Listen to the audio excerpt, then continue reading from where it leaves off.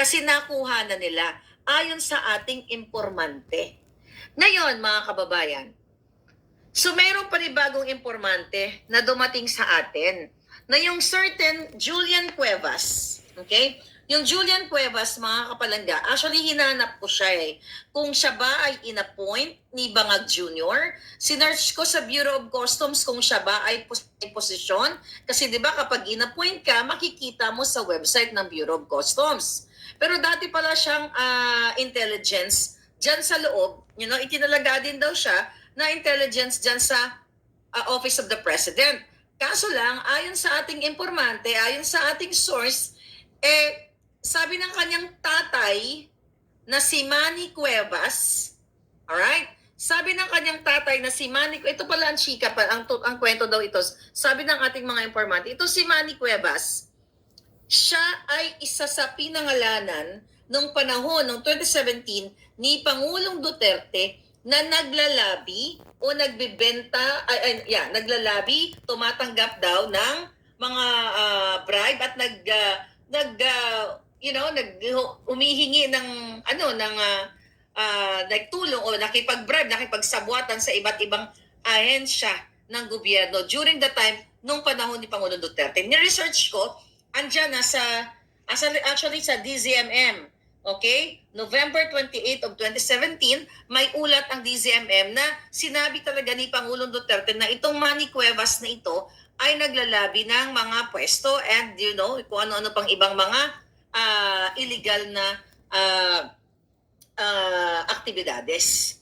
So ngayon, mga palangga, ito daw yung Julian or Speedy Cuevas kasi nag-shooting.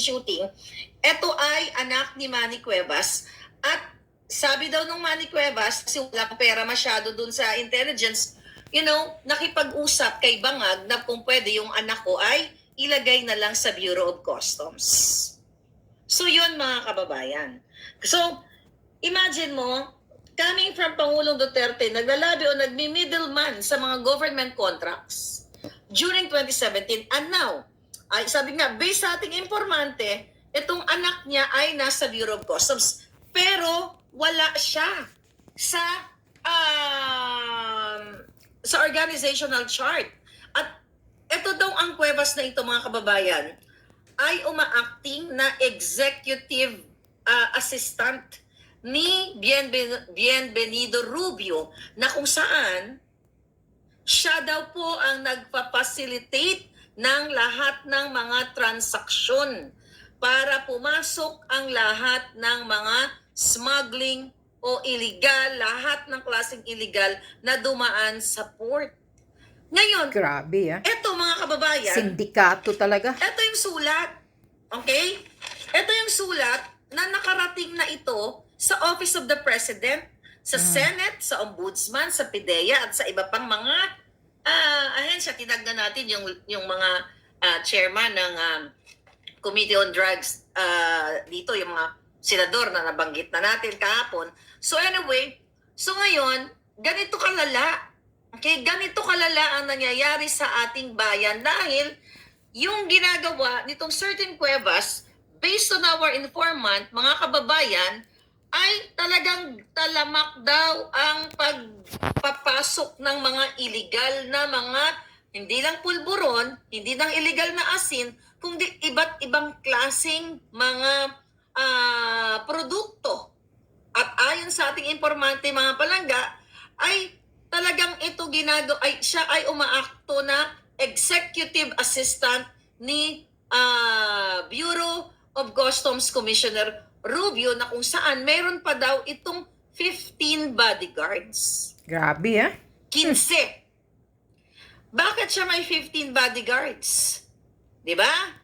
Bakit siya may 15 bodyguards? Well, takot gurgurin. Kaya nga dapat ito ay silipin ng, kung sabi ko ako matino lang mga kababayan, ang ating gobyerno, dapat ito'y tinatrabaho na ng NBI, tinatrabaho na ng PIDEA, at tinatrabaho na rin ang ating mga kongresista at ating mga senador para mapaigting ang mga batas para ito ay mabita yung mga buwakan ng GNMS. Correct. Pero anong i-expect natin?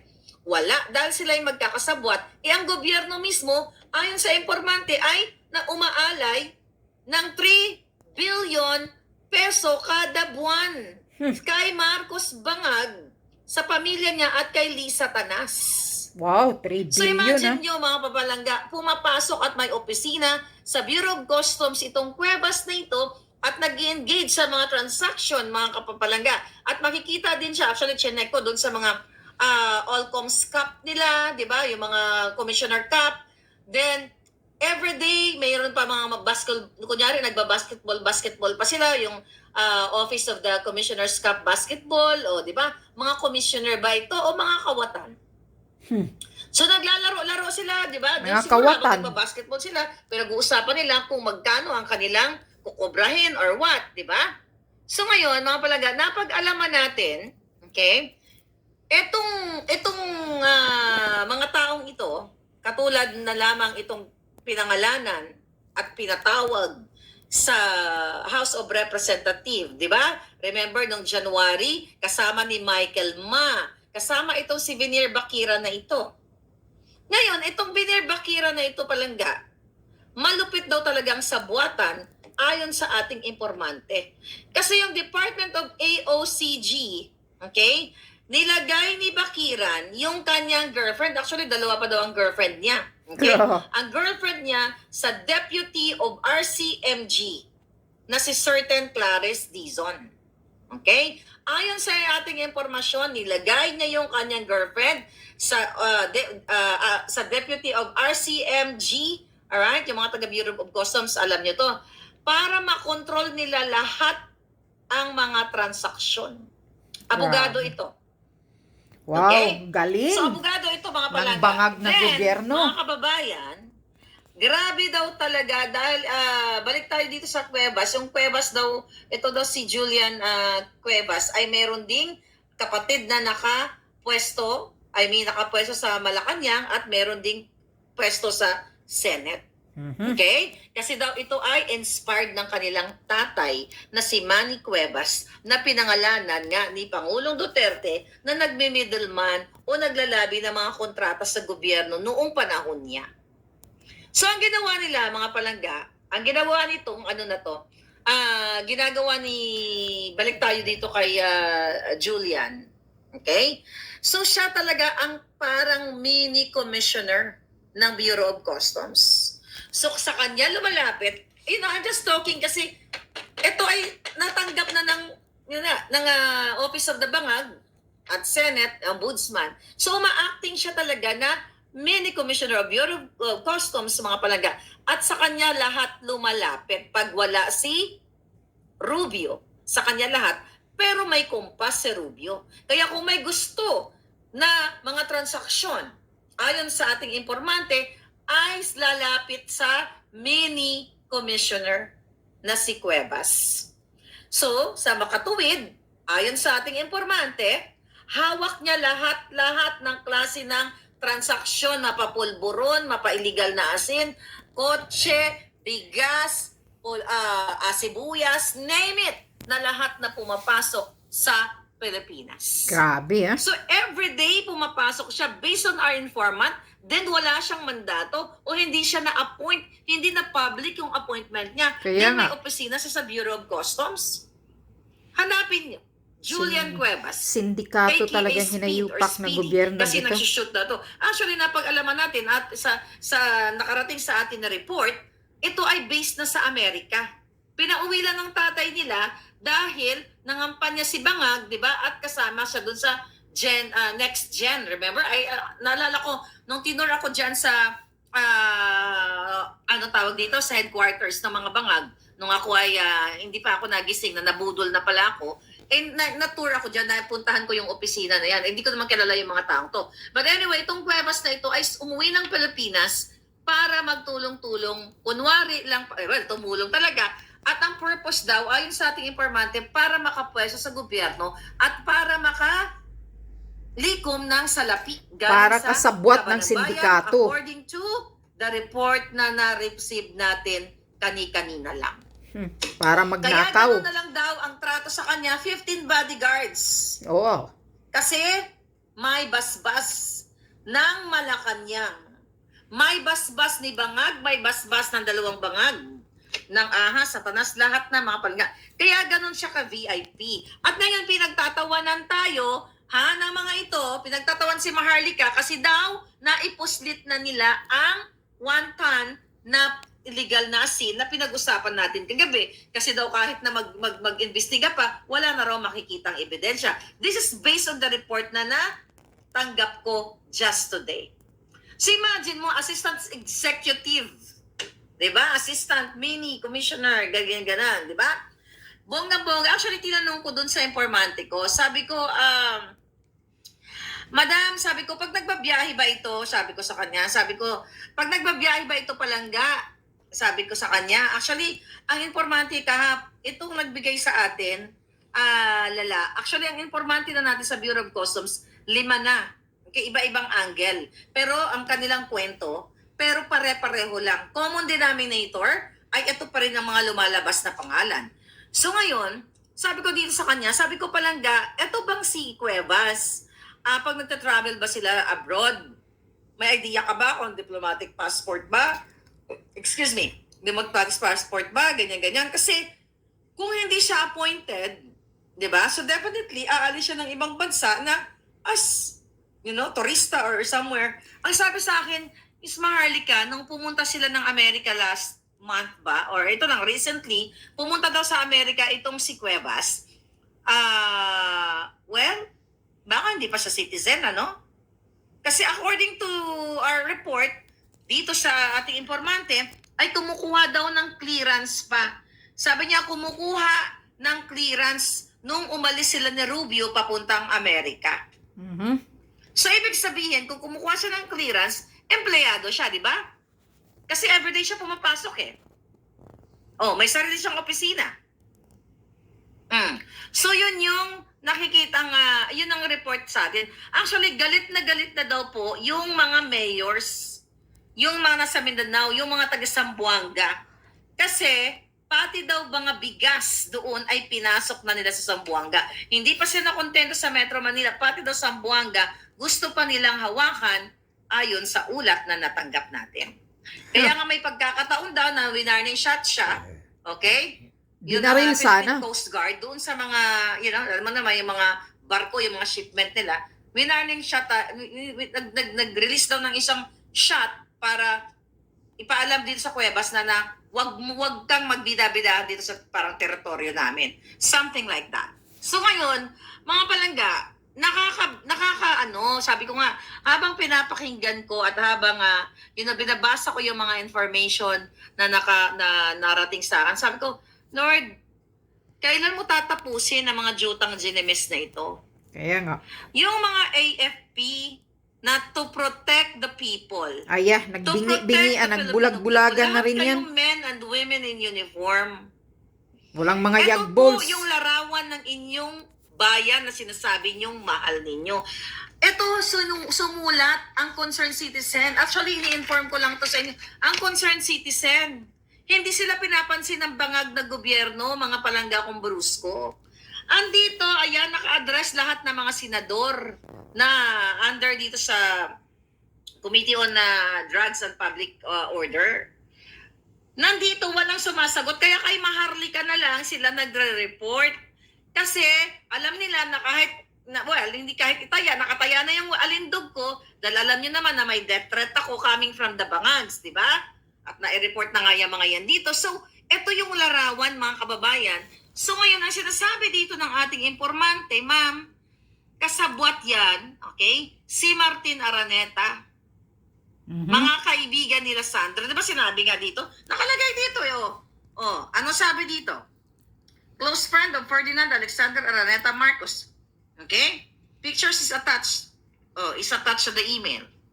Ngayon, nung na-i-vlog natin kagabi, mga kababayan, ito daw si Venier Bakiran, kampante lang daw siya kasi once na daw matanggal siya sa Bureau of Customs, ililipat naman daw siya ni Liza Tanas sa BIR. Grabe, ano? Kung saan talaga may pera. Sabi niya, ilalagay naman ako sa BIR pagpaalisin ako dito sa Bureau of Customs. So, may naka-ready na pwesto para sa kanya. So, kaya nga mga kababayan, patawa-tawa daw sila kasi malinis na raw yung yard na kung saan nilagay yung mga abandoned shipment. Malinis na, wala na raw makikita ang mga matinong otoridad, kung may matino pa, just in case na iimbestigahan, mga kababayan, mga palangga ko. Di ba? So nakikita nyo ang mga eksena. So yung ibang mga brokers at iba daw na mga nagnegosyo naman ng tama ay galit na galit dito sa grupo. Okay, nila Bakiran, Rubio, itong mga nabanggit na dito, si Brescio, itong si Cuevas. See that, mga kababayan? Now, okay?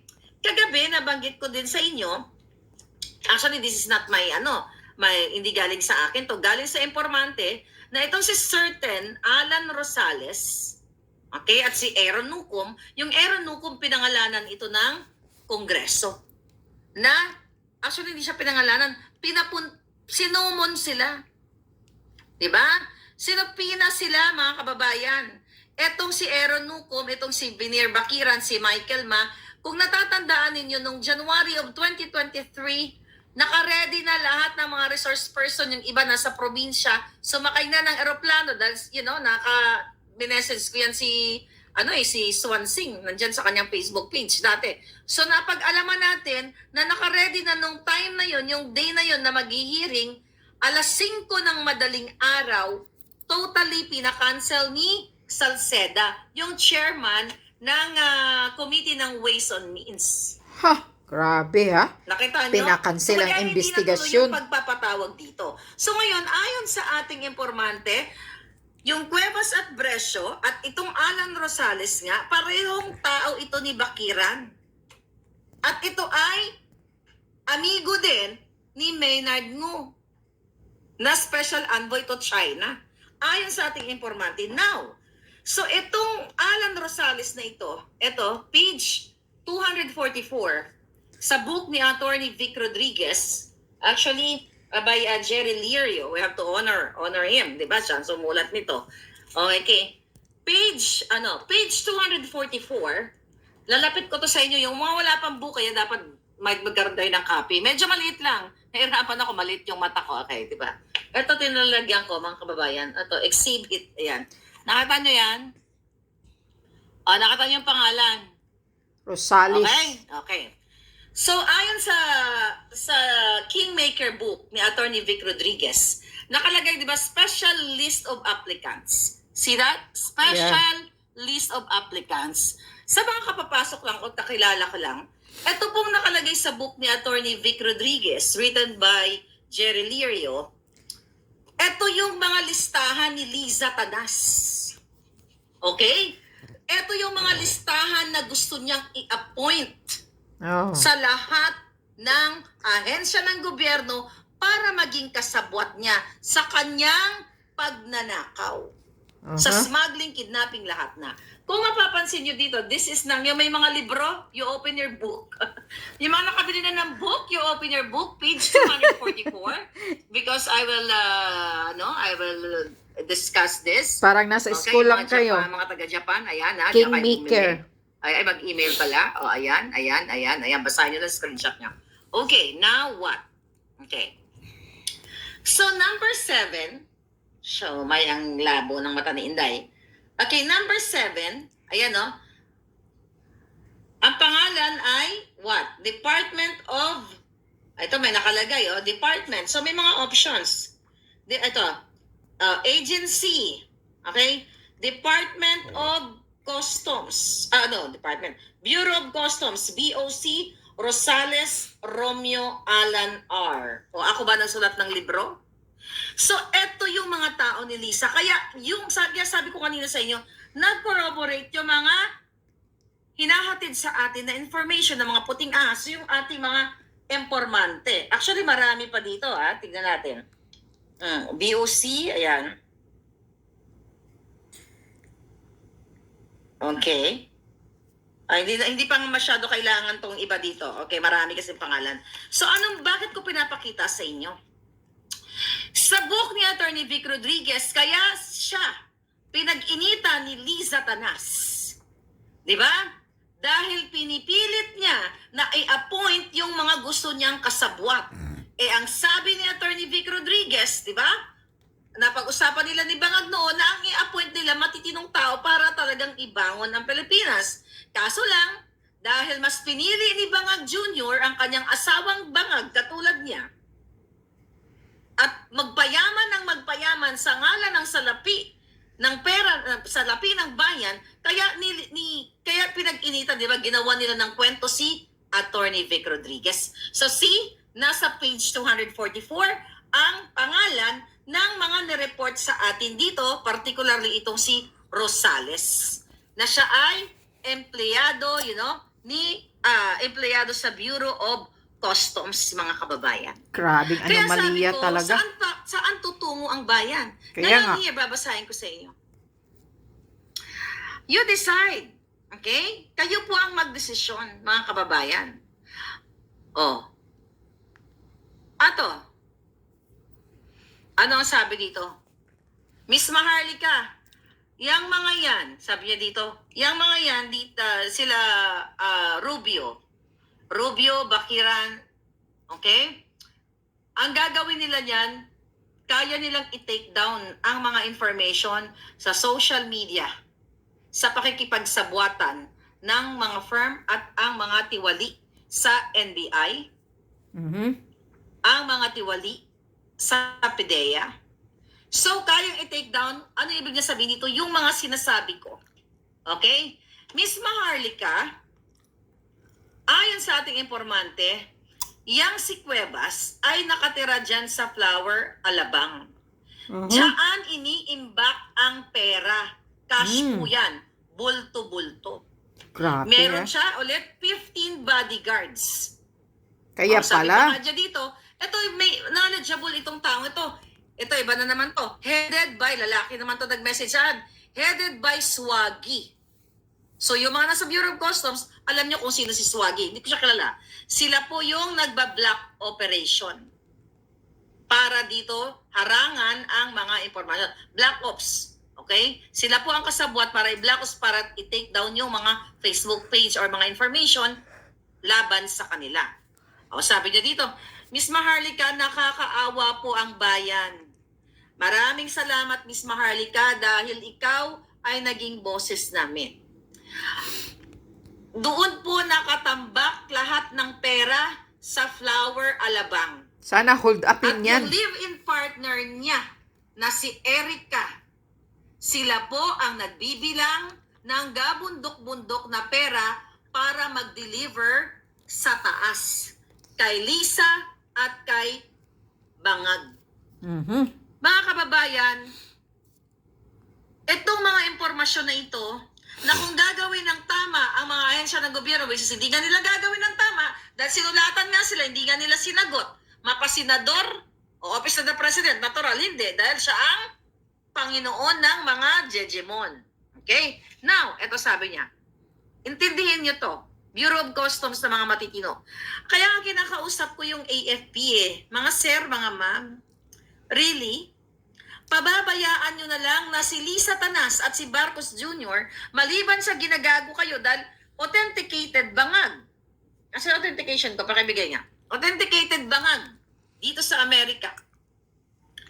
Patuloy kayong winawalang hiya ang 10 ng pamilya nyo, buong Pilipinas.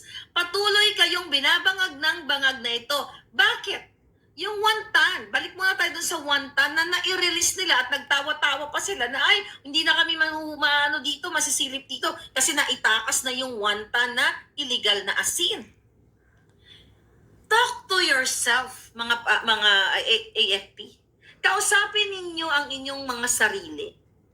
Ilang buhay ang masisira, dun pa lang, we're talking sa 1 tonelada pa lang na illegal na asin na galing ng Myanmar. Okay? Ilang buhay na ilang bata ang mapapariwara. Ilang krimen ang gagawin kapag naging bangag na sila, high na sila dahil di nila kilala yung sarili nila. You know, if you're under the influence of, illegal na asin, kaya mong manggurgur ng wala kang remorse, wala kang awa, di ba? Di ba? Alam nyo yan. Ano yung impact nito, mga palangga? sa mga magulang. Yung mga OFW na nagsusumikap sila para pag-aralin ang kanilang anak. Pero dahil based sa ating informante, pinababayaan ng bangag na gobyernong ito na pumasok itong mga illegal na asin na ito na nakakasira, hindi lang ng pamilya, nakakasira ng utak, nakakasira ng ekonomiya, nakakasira ng bayan. You, mga pare, mga madre, I know, nanonood kayo. Pero tahimik lang kayo. Kasi what? Dahil hindi pa kayo ang nabibiktima. Correct. So, tsaka kayo kikilos pag kayo nabiktima. Pag sila ng biktima, Diba? kahit yung mga Malungkot, tao diba? dyan, I hope huwag kayo mabiktima. Mga At tao sana, na mga hangal. minsan iniisip ko, sana mabiktima kayo. mga Para maramdaman bubo. nyo. Sana isa sa mga anak ninyo, suminghot nitong pulburo na to. Correct. Baka sakaling kumilos kayo eh. Kasi minsan, madalas, kailangan munang maranasan ninyo yung delubyo na idinudulot sa inyo ng kabangagan ng gobyernong ito. Balik tayo, mga kapalangga. Ayon sa ating informante, doon nga nakatambak, ma'am, ang lahat ng pera sa Flower Alabang at yung live-in part, nabasa ko na to. Alright, sabi niya, ito, balikan lang natin.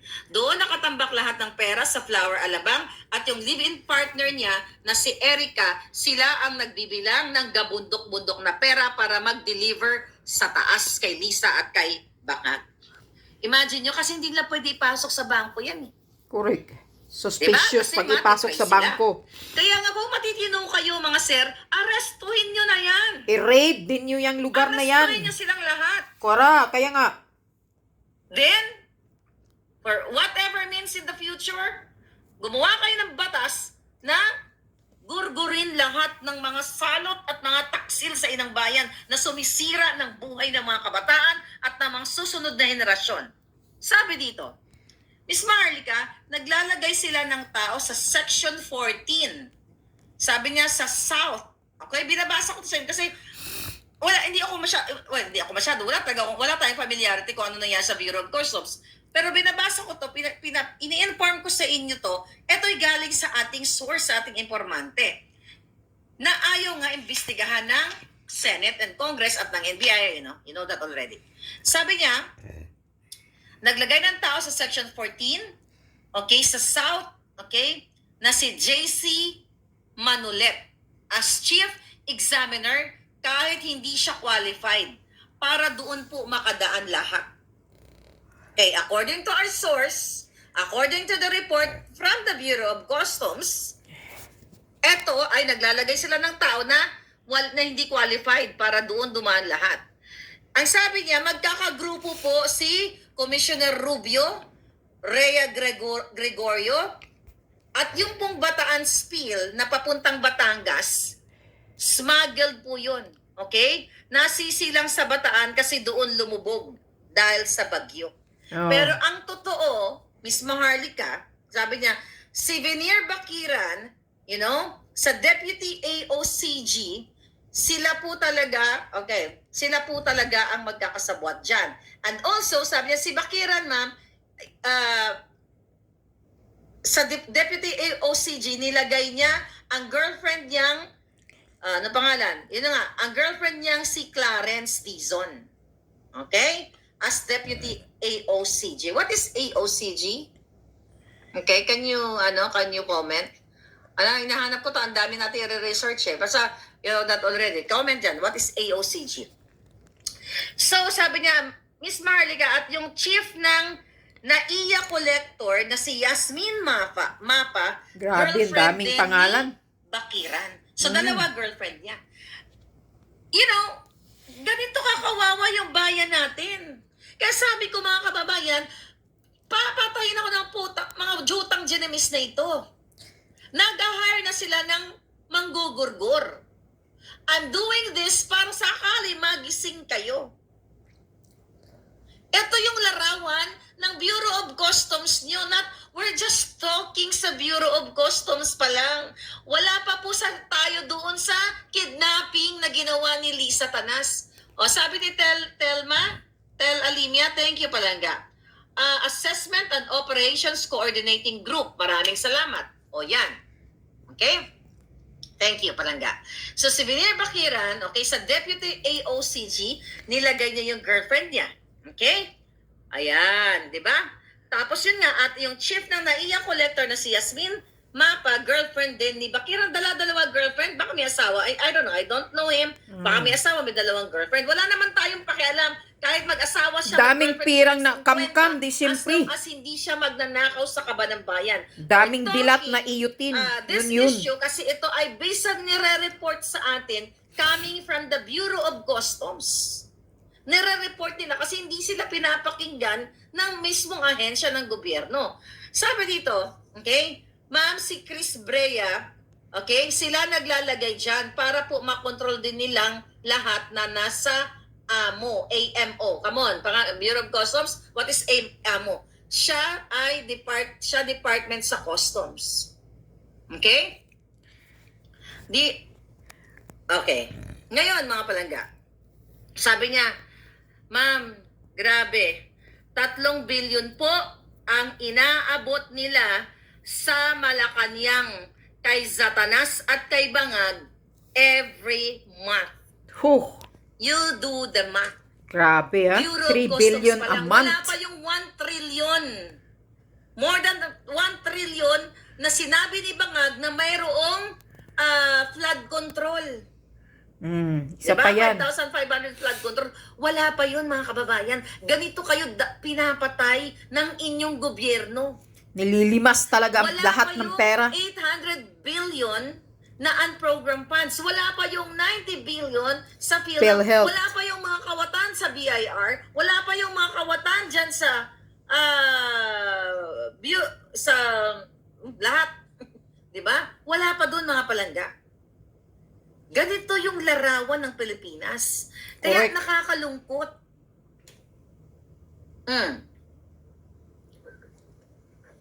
Busog si Brownie, kaya wala asahan, sabi ni Ignes. Bangag talaga, okay? Okay. AMO is Account Management Office. Thank you. Ang daming mga palangga talaga. Thank you. So, AMO, nilagay siya. Sorry naman, wala akong researchers palangga eh. So, yung mga acronym, you have to help me. Ano, nagurgur yung live ko? Pakicheck nga. Sabi ni Florendo, I really hate to hear this corruption. Everybody seems, yes, palangga, malungkot talaga. To be silent nowadays. Remember, God is everywhere wrongdoing. Sabi ni Florenda Sabido. Okay, thank you. Pakicheck na kung hindi naman ako nawala. So, tuloy natin. Ito Ito, hindi ko to katang isip. Report po ito coming from the Bureau. And this, nag-report na sila actually. Ito ang report, nag-email sila, pero hindi sila pinapansin. So they ended up na i-message ako para ipaalam sa taong bayan. Kaya nga. Ating kasama ang ilan sa PSG. Oh yeah, Philippine Coast Guard. O meron din naman yan dyan. Halos lahat nga, di ba?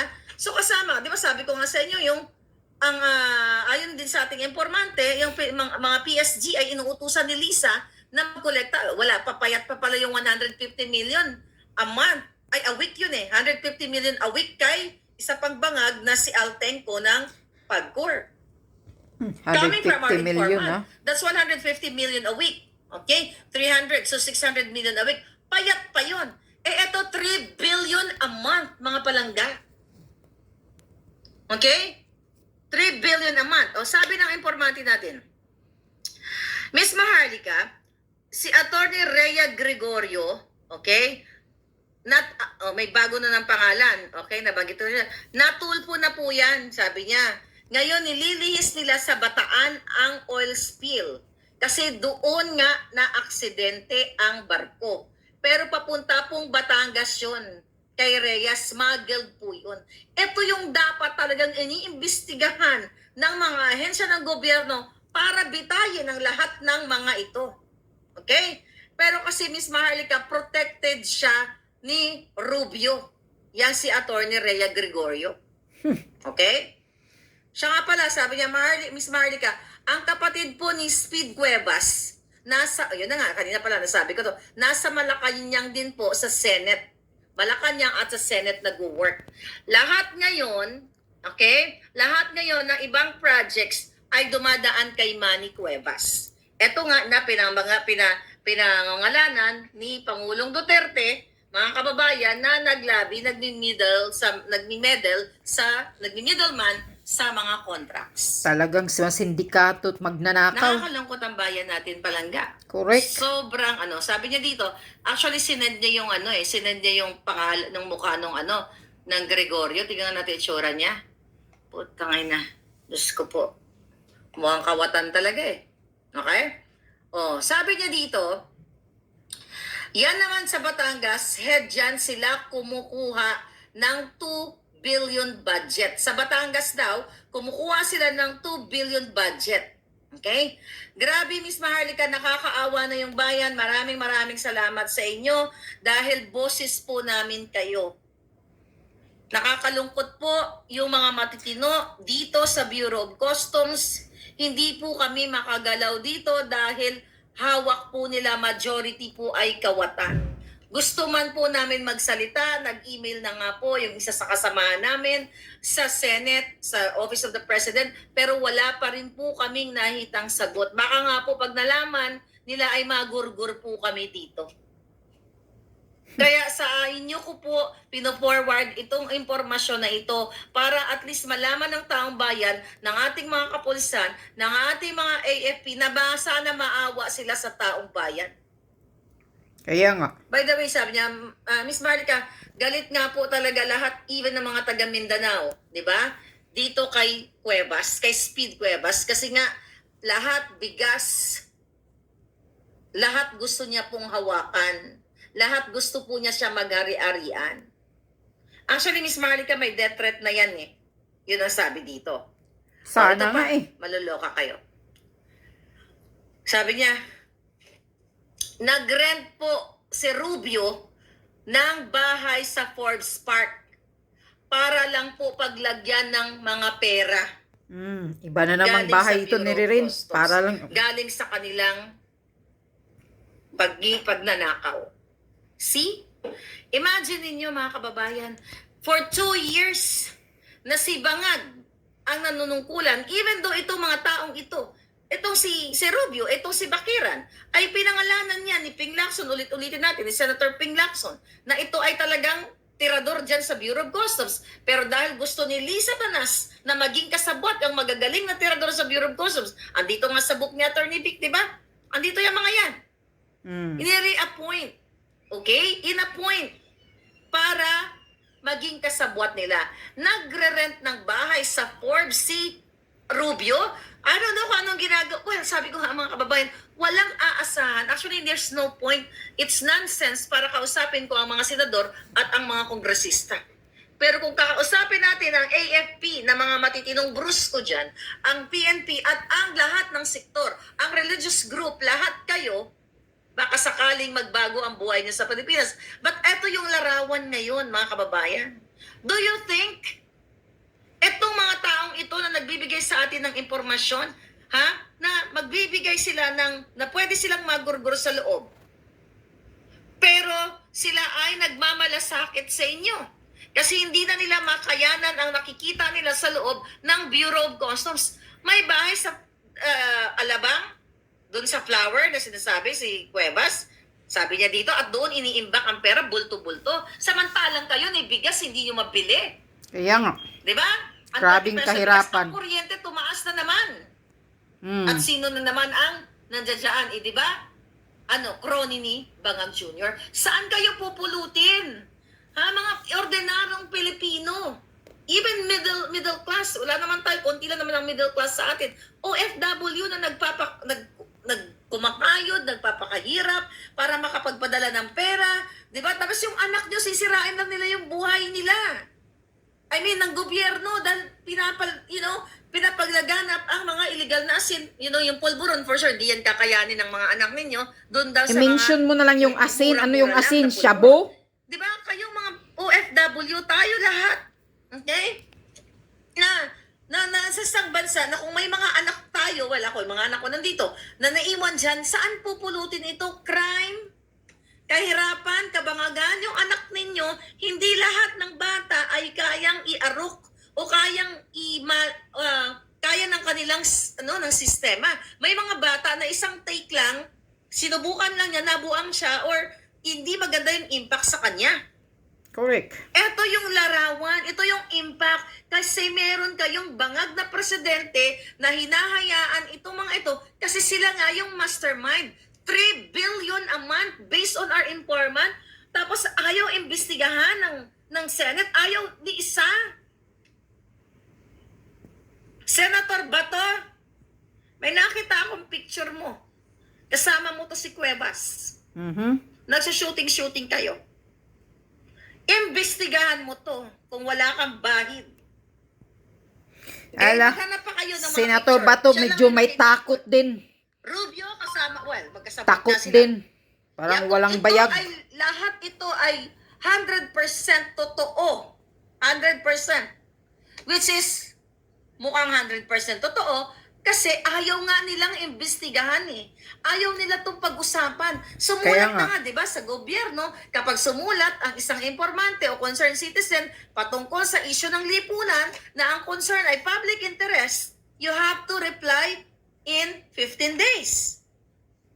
No wonder na sumulat si Attorney Glenn Chong sa mga jutang Genemes na House of Representatives or mga legislators na kung saan sinabi ni Attorney Glenn Chong na si Lisa Tanas at si Bangag Jr., well, asawa na yon, ay si Lisa particularly ay nakipagsabuatan sa Smartmatic at nakipag-meeting ng 3 beses para manipulohin ang eleksyon. Tignan nyo nangyari. Tahimik. Yung presidente ng Smartmatic na-indict, na-charge, and kahapon dito sa Amerika, Tuesday, ay nagbayad ng bond na 8.5 million para siya ay, although hindi siya nag-plead ng guilty, hindi siya nag-plead mga palangga, so sa pansamantalang kalayaan niya ay nagbayad siya ng 8.5. Yung isa, $8.5 million nakasama niya yan, ha? si, pangalan nito? Kulong ng Okay, Smartmatic. Diba, si Peñate, diba, si Roger Peñate, nagband ng 8.5 million, si Vasquez, nagband ng $1 million. So, bakit ko sinisegue ito? Dahil yung taong gobyerno, pag may sumulat na Pilipino, concerned citizen na, hey, ito, kawatan, sasagutin mo, di ba? Yung mga yawa na mga legislators, Mga traitors. okay. Yun na Pinagtanggol yan. nila si Lisa Tanas nung sinabi ni Attorney Glenn Chong na pag nakita ko yung si Lisa Tanas, jajampalin ko ng bonggang-bongga, mag-asawang sampal, Aba, kinundi na nila si Glenn Chong. Dahil gusto pa nila ipadisbar. Pero nung sinulatan sila ni Glenn Chong na si Lisa Matos at si Bangag Jr., ang kanyang pagkapanalo ay questionable dahil nakipag-meet and greet, nakipagsabuatan si Lisa kay Roger Peñate na na-charge dito, na-indict dito sa Amerika dahil sa kasong bribery with Bautista. See? Wala kayong gobyerno, mga kababayan. Dahil ang mga taong gobyerno, kung hindi bangag, ay nakikinabang. Exactly. Kita mo, ayaw nga nila ng pulburon test, di ba? Ayaw nila ng asin test. Pulburon test, pinagtatanggol pa si bangag. Diyan pa lang, di ba? O ba, punta tayo dyan mamaya. Tapusin natin to.